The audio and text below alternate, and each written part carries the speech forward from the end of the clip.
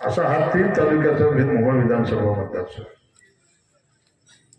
एकात दुसरं काम राहिलं तरी बी आता एक तरुण आमचा मित्र म्हणला की आमदार साहेब असं आहे, निश्चितपणानं तुझं काय काम राहिलं असेल आणि माझ्या हातातून जर शब्द गेला असेल तर माझं आडनाव खरे लक्षात ठेव. मी कधी आम्हाला डाग राबू दिला नाही. कारण दुष्काळ पडला त्यावेळेला 17 टँकर मी मोहोळ तालुक्याला पाणी पोहोचत होतो. 20,000 लिटरचे टँकर होते. सामाजिक बांधिलकी जपणारा मी कार्यकर्ता आहे. ठीक राहिला असं तुझं काम ताबडतोब पूर्ण केलं जाईल एवढं आश्वासन मी या सगळ्या कळमणवासियांच्या समोर देतो. आज आपण दारफळ फाटा या दारफळ फाट्यापाशी आपल्या अनेक मुली या बस स्टॉपला थांबायच्या बसची वाट बघत. संजय लंबेंनी माझ्याकडे मागणी केली, भाऊ ऊन असेल, वारा असेल आणि पाऊस असेल तर मुली चित्रे घेऊन भिजतायत. ऊन असेल तर कड्या उन्हात त्यांना थांबावं लागतंय. म्हणून ताबडतोब आमदार फंडातून आपण त्या शिकणाऱ्या मुलींसाठी जोपर्यंत एसटी किंवा जोपर्यंत बस येत नाही तोपर्यंत ती चांगली सुरक्षित आपल्या त्या बस स्टॉपला थांबली पाहिजे. त्याच्यासाठी आपण दारफळ फाट्याला 5 लाख रुपये आमदार फंडातून एक चांगला सुंदर असा बस स्टॉप बांधला. त्याचंही उद्घाटन आता माझ्या हस्ते झालं. सुधाकर मुटकुळे घर ते ज्ञानोबा मुटकुळे घर या घराच्या दरम्यान आपण 10 लाख रुपये खर्च करून माझ्या आमदार फंडातून आपण कॉन्क्रीटचा एक सुंदर रस्ता बनवला. त्याचंही उद्घाटन आता माझ्या हस्ते करण्यात आलं. उमेश दादा बी आपले माझ्या बरोबर होते. शिवराम नाना ते करी घर ते भीमराव डोके घर या दरम्यान आपण 10 लाख रुपयाचा कॉन्क्रीटचा रस्ता एक सुंदर रस्ता बांधून पूर्ण केला. त्याचंही उद्घाटन आज माझ्या हस्ते झालं. पंचशील नगर मध्ये विधानसभेच्या निवडणुकीच्या टायमाला माझी पत्नी तृप्ती खरे आल्या होत्या आणि पंचशील नगर मध्ये सर्व महिलांनी माझ्या पत्नीकडे मागणी केली होती की ताई, पाऊस आल्यानंतर जे पाणी येते ते पाणी सगळं आमच्या घरामध्ये जाते. ती मागणी माझ्या डोक्यामध्ये होती आणि ताबडतोब आपण 10 लाख रुपये त्या पंचशील नगर मध्ये मंजूर करून त्याचं टेंडर झालं. त्याचा नारळ सुद्धा आज माझ्या हस्ते फोडण्यात आला. ते काम 1-2 महिन्यामध्ये पूर्ण होईल. बांधवांनो, कळमणमध्ये मी आमदार होण्याच्या अगोदर आपलं जे कळमणचं खंडोबा मंदिर आहे त्या खंडोबा मंदिरामध्ये कार्यक्रम झाला होता. त्यावेळेला कळमणवासियांनी माझ्याकडे मागणी केली होती की भाऊ, हे खंडोबाच्या मंदिराचा जो रथ आहे तो रथ गेली 700 वर्ष झालं. एक जुनी परंपरा आहे म्हणजे आमच्या खंडोबाची त्या रथाची. आणि वर्षातून फार मोठी यात्रा येते त्यावेळेला तो रथ बाहेर काढला जातो. परंतु आमच्या रथ ठेवण्यासाठी त्या मंदिराला चिटकूनच एक मोठं हॉल आपण बांधून द्यावा. मी संजय लंबेला सांगितलं, संजय ठेकेदार घे आणि ठेकेदाराकडनं ते काम चालू कर. ते काम ज्या वेळेला पूर्ण होईल त्यावेळेला मी त्या कामाच्या काम पूर्ण करा आणि त्या पूर्ण झालेल्या कामामध्ये आपला रथ ठेवा आणि त्या रथाची पूजा करण्यासाठी मी निश्चितपणानं कळवणला येईल. बांधवांनो, त्यावेळेला मी कळवणला आलो. खंडोबा हे आमचं कुलदैवत. जेजुरीच्या खंडेराया जागराला यावं मल्हारी म्हणतं निळकोट विकोट घ्या. तसं तुमचं कुलदैवत तसं माझंही कुलदैवत. त्यावेळेला त्या रथाच्या पूजा केल्यानंतर ना त्या मंदिरामध्ये एक कार्यक्रम झाला होता. गावकऱ्यांनी, कळमणवासियांनी आणि खंडोबावरती प्रेम करणारी जी आपली सगळी गावकरी होती त्या गावकऱ्यांनी माझा सत्कार ठेवला होता. आणि त्या सत्काराला उत्तर देताना मी बोललो होतो की निश्चितपणानं खंडोबा रायाचा आशीर्वाद हा माझ्या पाठीशी असणार आणि 2024 ला जरा थोडं शांत बस रे. कोण हवालदार बघा करतील. 2024च्या विधानसभेच्या निवडणुकीमध्ये दादागिरी, दडपशाही, तानाशाही आणि झुंडशाहीला गाडण्यासाठी मोहोळची जनता रस्त्यावरती उतरली. उत्तरची जनता रस्त्यावर उतरली. पंढरपूरची 17 गावं रस्त्यावर उतरली. 20 नोव्हेंबरला मतदान झालं आणि 23 नोव्हेंबरला निकाल झाला आणि 23 नोव्हेंबरला दादागिरी, दडपशाही, तानाशाही आणि झुंडशाही आंदोलकरांची गाडून तब्बल 31,000 मतांनी हा टांगवाल्याचा मुलगा महाराष्ट्राच्या विधानसभेत आमदार म्हणून तुम्ही निवडून दिला. त्याच्यामध्ये कळमणचा सिंहाचा वाटा होता. या जन्मामध्येच नाही तर 7 जन्मात सुद्धा मी कळमणकरांचे उपकार कधीही विसरू शकणार नाही. 40 वर्षाची अनगकर पाटलाच्या घरामध्ये असणारी सत्ता उचलून लावण्याचं काम, महान काम आपण केलं.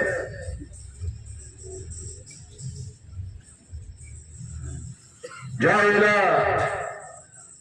बिरोबा मंदिराचं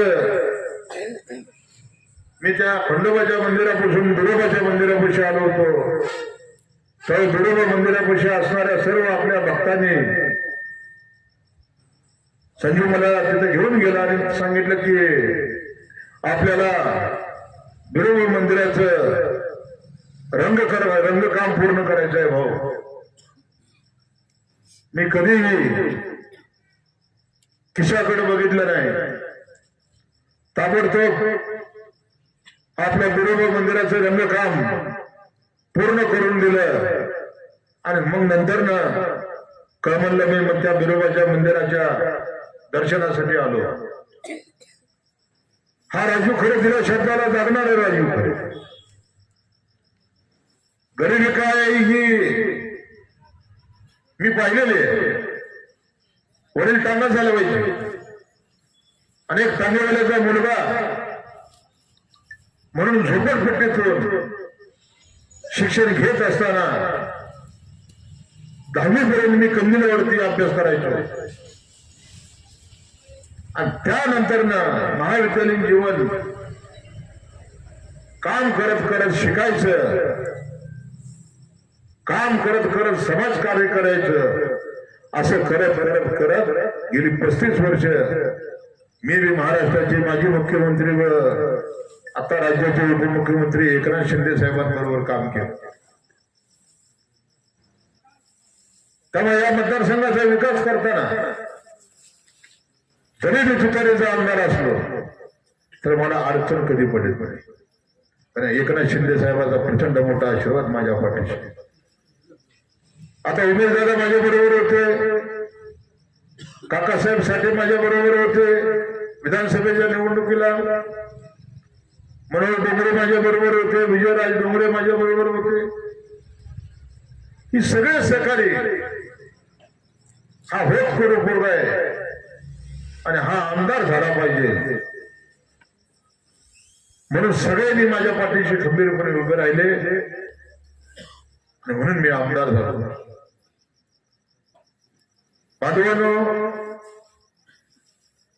आमच्याकडे कोण गरीब आला त्याला ऑपरेशन साठी मदत पाहिजे, मी त्या गरीबालाही मदत करतो.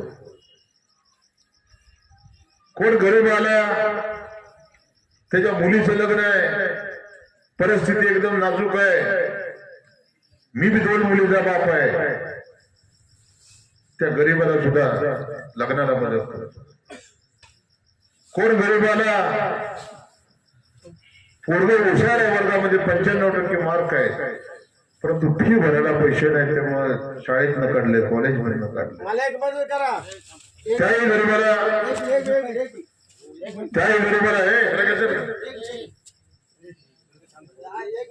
त्याही गरीबाला मदत करण्याची भूमिका ही तुमच्या आमदाराने ठेवली. बांधवांनो, आयुष्यामध्ये काय न्यायचं नाही, आयुष्यामध्ये काही न्यायचं नाही. लक्षात ठेवा, आईच्या उदरामधून ज्या वेळेला आपण जन्म घेतो त्यावेळेला आपण नागडा येतो आणि ज्या वेळेला या जगाचा निरोप आपण घेतो त्यावेळी 100 किंवा 150 रुपयाचं कपन आपल्या अंगावर पांढऱ्या कलरचं असतं. आमच्याकडे साखर कारखाना नाही, माझ्याकडे सूतगिरणी नाही, माझ्याकडे बँक नाही, माझ्याकडे आंबेडकर पाटलासारखा नक्षत्रासारखा दारूचा कारखाना नाही, माझ्याकडे शाळा नाही, माझ्याकडे कॉलेज नाही. बांधवांनो, माझ्याकडे पिठाची चक्की सुद्धा नाही, परंतु आमची दानत आहे. आयुष्यात या समाजाचं काहीतरी आपण देणं लागतोय, या उदात्त भावनेतून समाजाला आपण काहीतरी मदत केली पाहिजे. हे आपलं आयुष्य समाजाच्या कामाला कुठेतरी उपयोगी पडलं पाहिजे, ही भूमिका माझ्यासारख्या कार्यकर्त्यांना जपली. गेली 35 वर्ष ज्यावेळी शिवसेनेमध्ये काम करत होतो त्यावेळी 80% समाजकारण आणि 20% राजकारण हा मूल मंत्र बाळासाहेब ठाकरेंनी आम्हाला दिला. 20% सुद्धा राजकारण कधी आम्ही केलं, 100% समाजकारण करण्याचं काम केलं. पंढरपूरला राहणारा राजू खरे, कळमणमध्ये संजय लंबे असतील, वडाळ्यामध्ये काका असतील, आकाश आहे, इथं उमा मॅडम आहे, असे कित्येक कार्यकर्ते पदाधिकारी हे जुडले गेले. कामाचा माणूस आहे, लोकांसाठी काम करणारा माणूस आहे आणि हा माणूस आमदार झाला पाहिजे. बांधवांनो, आज 1 वर्ष झालं आमदार झालो. आपण 70 ते 80 लाख रुपयाचा निधी हा कळमण गावासाठी दिला. आताही लवकरच तुमची जवळजवळ संजय 21 लाख रुपयाची व्यायामशाळा ती सुद्धा मंजूर झाल्याचं आहे. त्याचाही नारळ लवकर आचारसंहितेच्या अगोदर फुटला जाईल. आपल्या तरुण बांधवांसाठी आपण 21 लाख रुपयाची व्यायामशाळा दिली. बांधवांनो, विकास हा तुम्हाला समोर ठेवून केला पाहिजे. आम्ही विकासाची गंगा सर्वसामान्य माणसासाठी आणली. मोहोळ तालुक्यामध्ये तुम्ही पाहिलं, विधानसभेचा निकाल झाला, माझ्यासारख्या कार्यकर्त्याला आमदार म्हणून लोकांनी निवडून दिलं. ज्या वेळेला मोहोळ तालुका माझ्या ताब्यामध्ये आला त्यावेळी गेल्या महिन्यामध्ये निवडणुका झाल्या. तुम्ही पाहिलं असेल, प्रचंड मोठी ताकद राजन पाटलांनी लावली. परंतु मोहोळ नगरपालिकेमध्ये मी सांगाल तोच नगराध्यक्ष निवडून आला आणि मोहोळ शहर आपल्या ताब्यामध्ये ठेवण्यामध्ये आपण यशस्वी झालो. 40 वर्षानंतर मोहोळ आपण काढून घेतलं. पहिली विधानसभा घेतली, नंतर मोहोळची नगरपालिका घेतली. बांधवांना आता जिल्हा परिषद पंचायत समितीच्या निवडणूक आहे. विकासाला कुठेही कमी पडणार नाही, लक्षात ठेवा. उमेश दादा राष्ट्रवादी काँग्रेस पक्षाचे जिल्हाध्यक्ष आता बोलून गेले. बरंच काय तुमच्या उत्तरच्या नेत्यावरती बोलले. परंतु हे सुद्धा आता काय आमच्यासाठी फरक पडत नाही. विधानसभेला मला पाडायसाठी दिलीप माने यशवंत माने जंग पिटाळत होते. मोहोळ तालुक्यानं 28,000 मताधिक्य मला दिलं. उत्तर सोलापूरला बरोबरी करून 450 मताचं मताधिक्य दिलं. आणि माझ्या पंढरपूरच्या 17 गावाने बरोबरी करून 2000 मताचं मला मताधिक्य दिलं.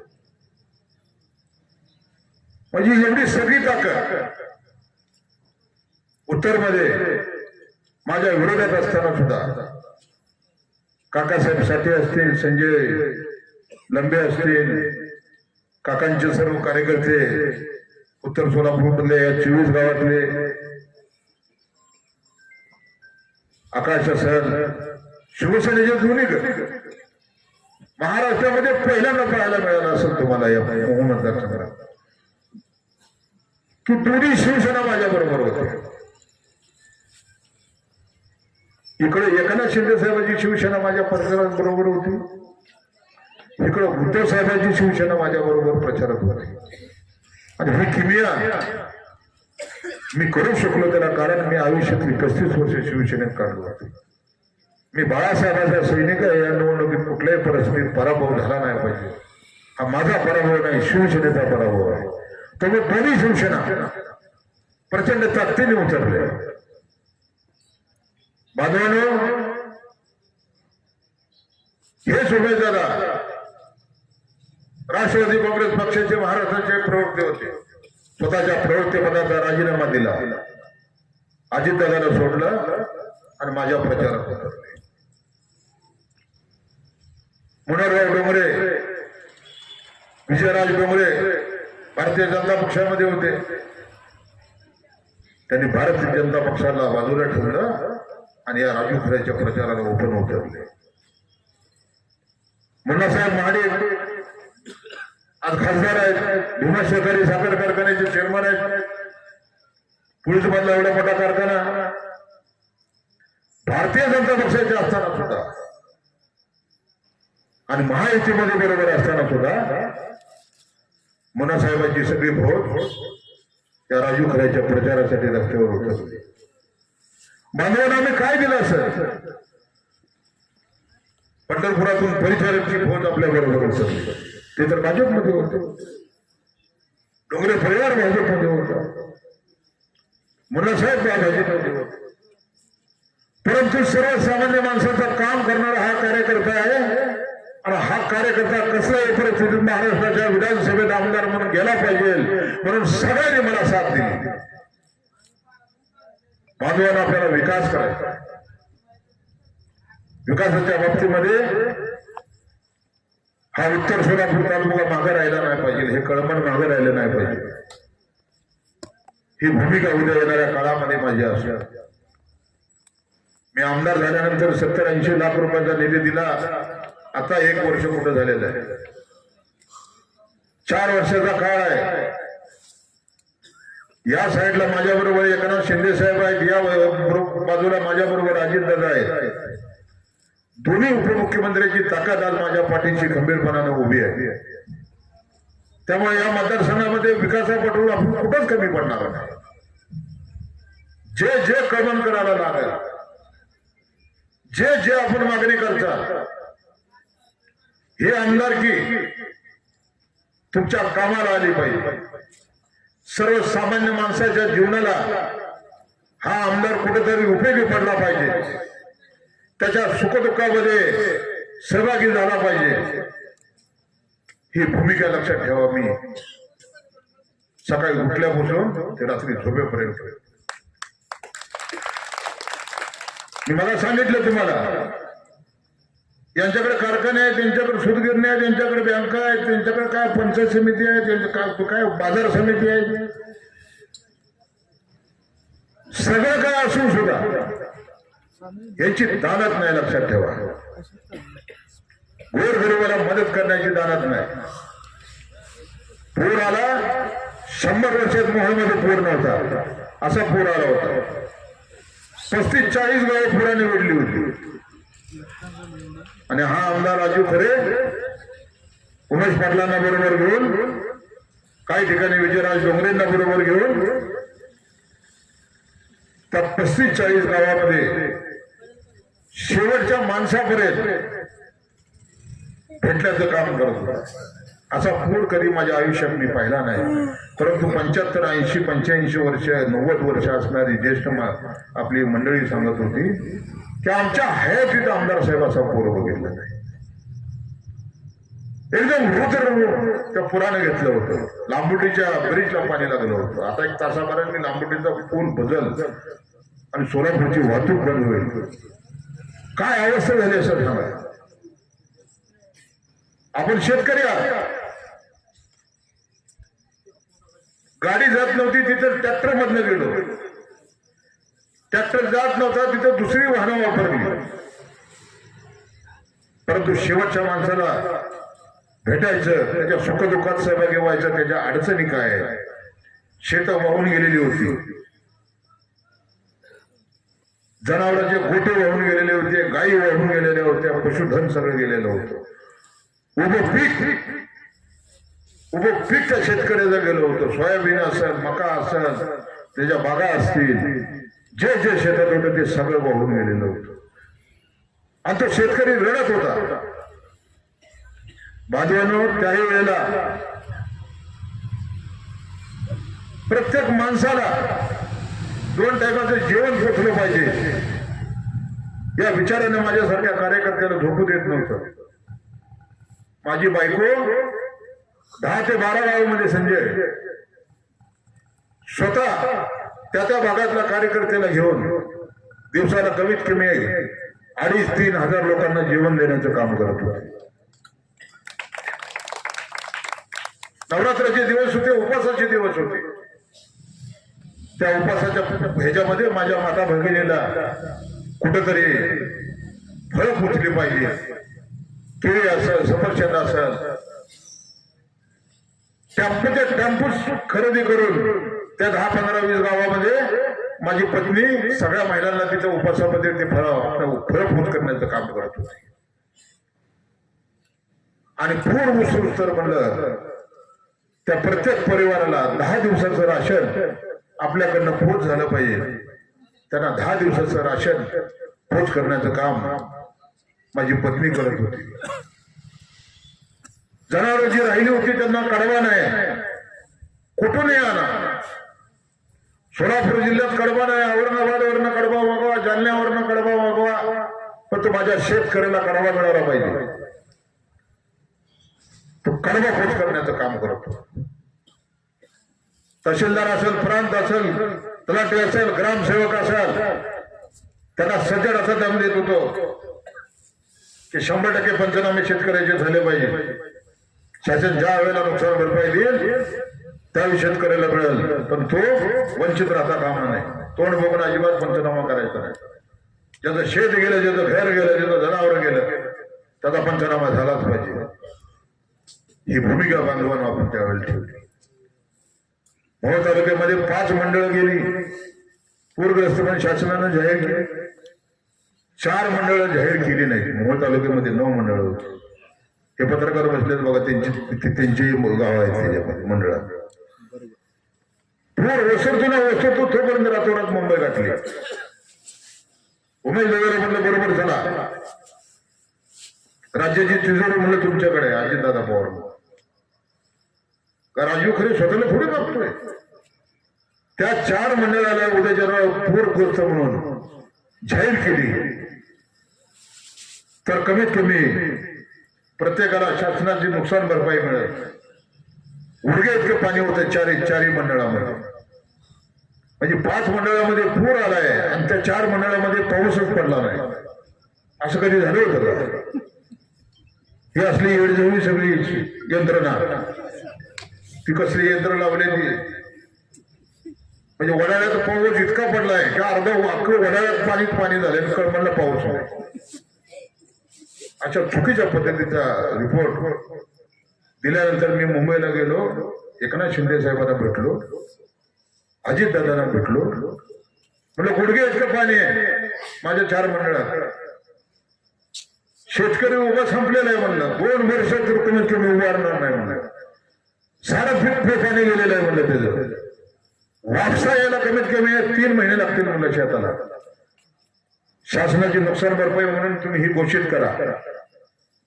कॅबिनेट मंत्रिमंडळाची बैठक होती दुसऱ्या दिवशी आणि मंत्रिमंडळाच्या बैठकीमध्ये अजितदादांनी आणि एकनाथ शिंदे साहेबांनी सांगितलं की ती मोहनची 4 मंडळ ताबडतोब मंजूर करा आणि 4ही मंडळ मंजूर केली. काल या पत्रकाराच्या गावाला कुरुलला कार्यक्रम होता, तर तिथला शेतकरी सांगत होता की कुरुल गावाला कमीत कमी 10 कोटी रुपये मिळाले म्हणजे शासन नुकसान भरपाई. हे काम तुमच्या आमदाराचं. आपल्याला आपला शेतकरी असेल, हे तुम्ही बसलेली माणसं, तुमच्या जीवनात कुठंतरी सुख आलं पाहिजे तर हा आमदार कामाचा. ना तर आमदार काय कामाचा?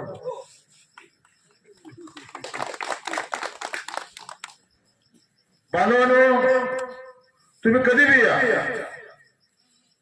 288 आमदार आहेत महाराष्ट्राच्या विधानसभेत. 288 आमदारामध्ये हा एकमेव तुमचा आमदार आहे की गुराच्या गोट्यामध्ये डुबतोय. गुराच्या गोट्यात डुबतो. काकासाहेब साठे मला म्हणले, आमदार साहेब हे काय? म्हणलं काका ही काय? म्हणजे जे आहे ते आहे. 15 एकर जमीन आहे, जी मी स्वकर्तृत्वानं कमवली. 50 वर्ष चालू, 2 मुलीचा बाप आहे. गुंटाभर म्हणलं बापाची जमीन नव्हती. बापच टांगा चालवायचं, झोपडपट्टीत राहायचं. जमीन कुठलं घर कुठलं काय?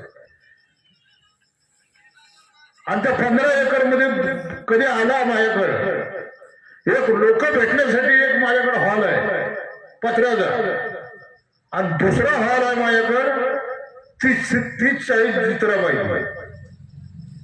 म्हशी आहेत, गाय आहे, आवड आहे. आणि त्या आवडीमुळं माझ्याकडे कुठला 100 कोटीचा बंगला नाही, 50 कोटीचा बंगला नाही, 200 कोटीचा बंगला नाही.